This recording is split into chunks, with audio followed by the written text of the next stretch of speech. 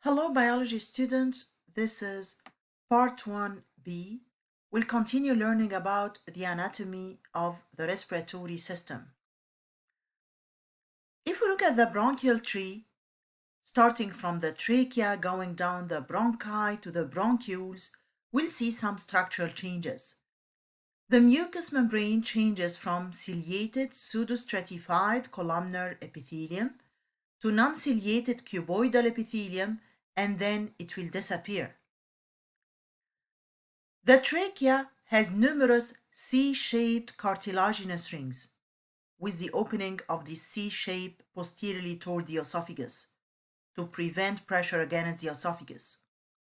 These cartilaginous rings will become much more less as we go down the bronchial tree and will eventually disappear.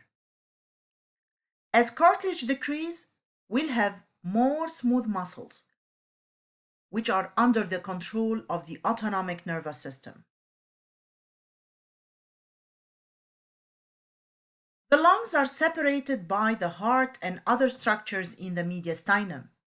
We know that the mediastinum is the central area in the chest which contains the heart, the sinus gland, the esophagus, and many other structures but the lungs. Each lung is covered by a double-layered serous membrane called the pleural membrane.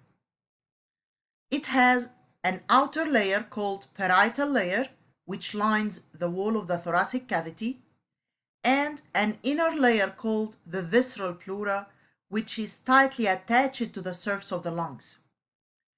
Between these two layers, we have a space called the pleural cavity. It contains a thin film of serous fluid, which serves for lubrication and reduces friction between the layers of the pleura with movements of the tongue, of the lungs. Anatomically, the lungs are divided into lobes by fissures.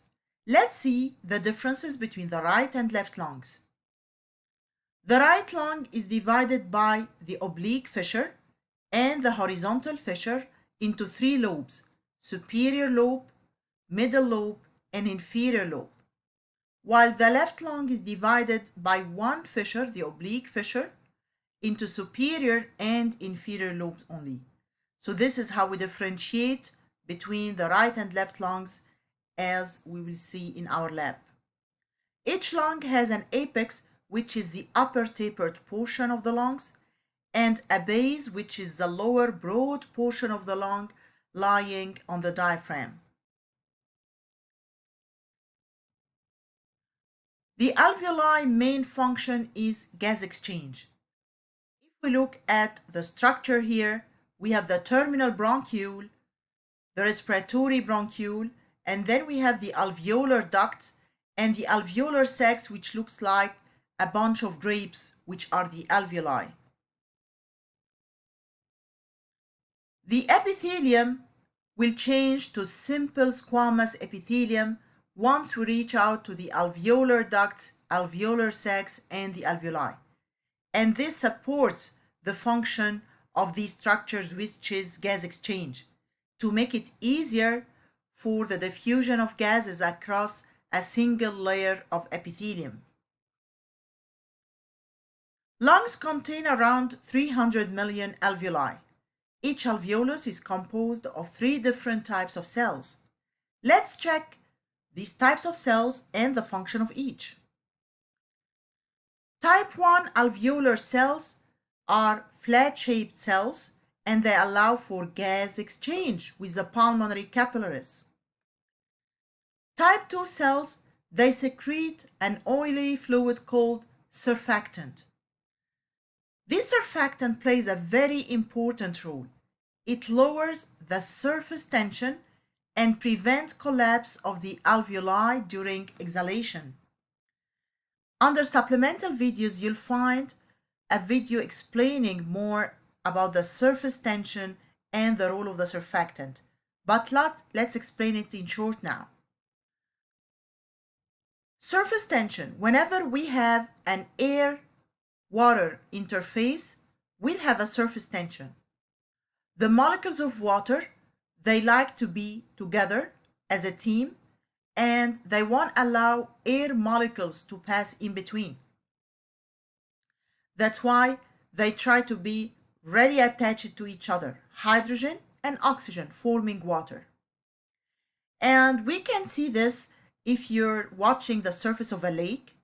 You will see that if you throw a piece of paper, like we used to do paper boats sometimes, they will float over the surface of water.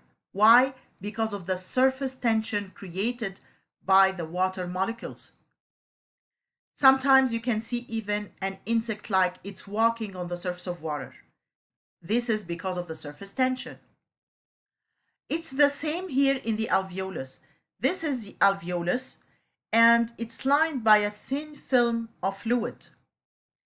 And as the molecules of water try always to do, they try to get together as a team, to get very close. So they will try to collapse the alveoli by getting that close. And here comes the job of the surfactant. It's oily fluid. Oil doesn't dissolve in water, so it will try to get in between the molecules of water to decrease surface tension and prevent collapse of the alveoli during exhalation. The third type of alveolar cells are called alveolar macrophages or dust cells. Macro means large. Phages means cell eating. These are large cells that will eat, engulf, invading pathogens. They remove microscopic debris and made it easier for the job of the immune system to deal with any pathogens that pass the mucociliary blanket in the upper respiratory tract.